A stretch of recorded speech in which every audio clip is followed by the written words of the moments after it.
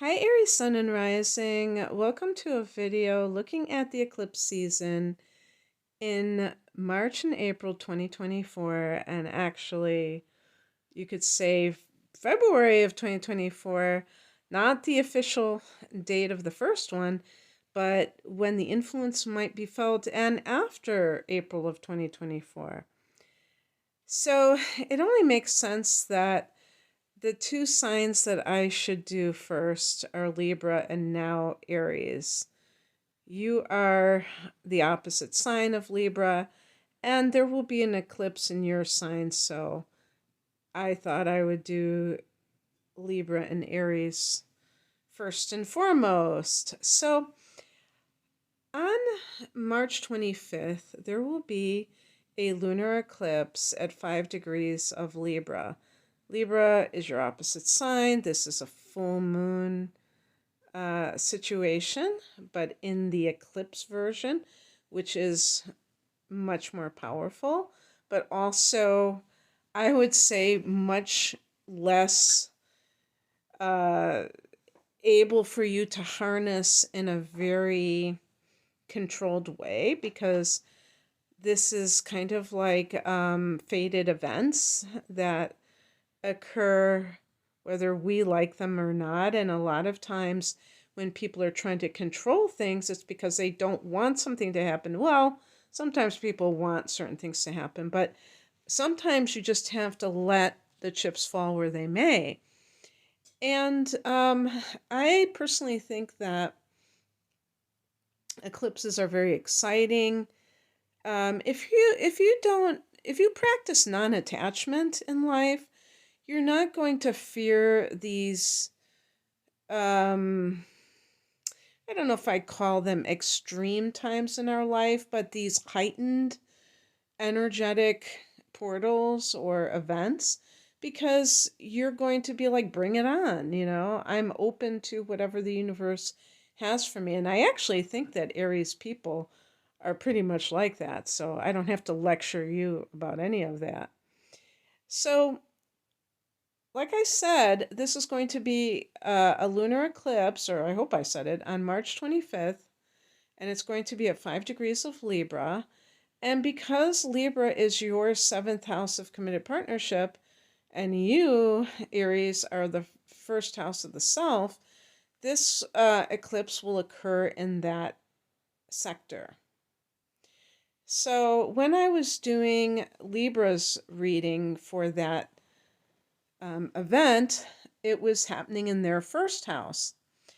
Whenever there's a full moon or a lunar eclipse, the sun is opposing that moon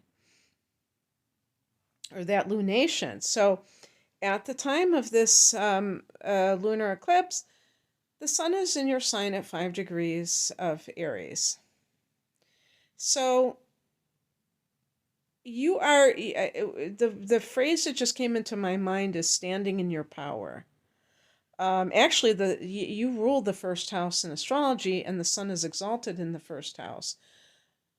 So it's a very good place to be, but it could be a very emotional time, because it is possible that for some people who are having not so great relationships, that in this time frame, not exactly on March 25th necessarily, maybe in February, maybe in April, it is a possibility that some relationships will cease to exist. And those are relationships that are meant to end. So this is obviously not going to be true for every Aries person who is coupled. If you are in a very positive relationship, you have nothing to worry about, because you're, I mean, relatively speaking, obviously there are always things that happen that have nothing to do with two people not getting along. But in general, these kinds of things, it's like the universe wants, because again, this is like a fated event. This isn't whether you want it to happen or whether you don't want it to happen, the universe has this timing as, okay, this is when this is supposed to happen, where these two people are no longer in each other's life. And I honestly feel that in some cases, the person may be desperately unhappy, but they don't want to hurt that other person, or they don't want to hurt um, maybe their children or something like that. And then something comes about where they don't have to be the bad guy. Maybe it's that the other person picks up and leaves. It doesn't even have to be something nasty, something that is negative. Now, again, this is not going to be true for every situation. There can be a situation with that lunar eclipse where some of you have this sense of um, committing to a relationship, even though it's a lunar eclipse. To me, it's kind of like letting go, because Aries is a very independent sign, and you may love somebody dearly, but you fear that when you get involved with them at that level, like let's say getting married or moving in together, which would be seventh house activities, that you're going to lose yourself. And this could be when you find out, when the sun is shining its light on you, that there was never any, it was never about losing yourself, that was just your fear because of what you thought it meant.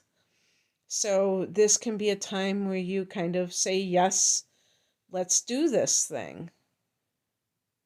Maybe you propose to the other person. So I want to make it clear that this doesn't have to be an ending. This could be just the beginning of a relationship, of a lifetime with someone, because the two of you are now kind of on the same page. You might have loved them, but you were kind of resisting, and then finally you melt into the situation. That lunar eclipse kind of takes you away like a tide and brings you to your beloved. And then on April 8th, there will be a solar eclipse, and this one will be at um, 19 degrees of your sign, Aries. Now, I think that it's possible that for some of you, this is going to be on April 9th. If you are in the southern hemisphere, that might be the case, because I've been looking at the times, and I think they said 5 o'clock my time in the United States, so that would probably be the 9th in certain locations overseas. So anyway, obviously a solar eclipse in your sign can be very energizing. There's a sense of, in the first house, it's really activating this new cycle for you because it's in the first house, meaning that, and actually, I mean, because this is a powerful new moon, that's what I meant by cycle, because every year, if you have a new moon in your first house, that is beginning a whole new cycle of new and full moons in your chart that never really ends. It just keeps going cyclically. So anyway, you can look for new opportunities in your life in general to just kind of be set to bloom. So a lot of seeds being planted with newness in your life, maybe in multiple areas of your life. And this is also a time when you may be concentrating on yourself, on your whatever it is, the goals that you have, what you have in front of yourself, that you would like to bring forth. And so, yeah, I mean, it could be very exciting for you to kind of um, go after those dreams and see them maybe have a harvest, perhaps later on this year when there is a full moon in Aries. I believe it's in mid-October that is happening. So, but in the meantime, you may find that your life is really opening up, that there are many more things, perhaps even that you want to do in different areas of your life. And you feel like that sense of initiation taking place. Now, this is during a Mercury retrograde, so it is possible that anything that's going on, including relationship issues, can involve somebody who comes from your past. And that might even, in some cases, strengthen your sense of self, where this solar eclipse is occurring, because you realize that you are in the driver's seat and that anything that's going on, you don't have to submit, you don't have to settle. Um, you can discern what is right for you at this time in your life. That's what eclipses are about, our timing. And nobody can say if one time is that, well, I would say you could say that some times are better than others, but nobody can say that, timing doesn't matter at all, that you can have the same event, you can meet somebody that is right for you, but it might be that the timing is off when you meet that person. Maybe you're involved in another relationship, or they are, and you just can't start a relationship like that. So you meet again, 10 years later, and all of a sudden you're both free. And that is the more appropriate time to entertain the idea of a relationship, because you're free and clear. So anything that is involving your life as a whole, you may be feeling like the sky's the limit, that you have all these options available to you, Aries. It could be a very heady time for you. Okay, that's what I have for you. I hope that this resonated.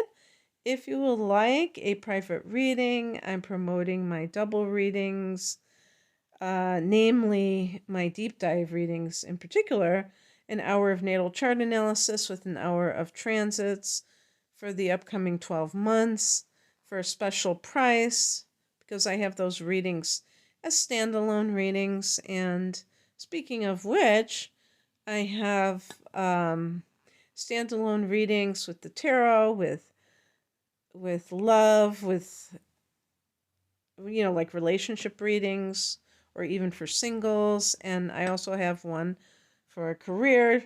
I have all kinds of relationships. You can find out more information at the link below. I'm at rainamoonastrology.com. Thanks for listening. Bye.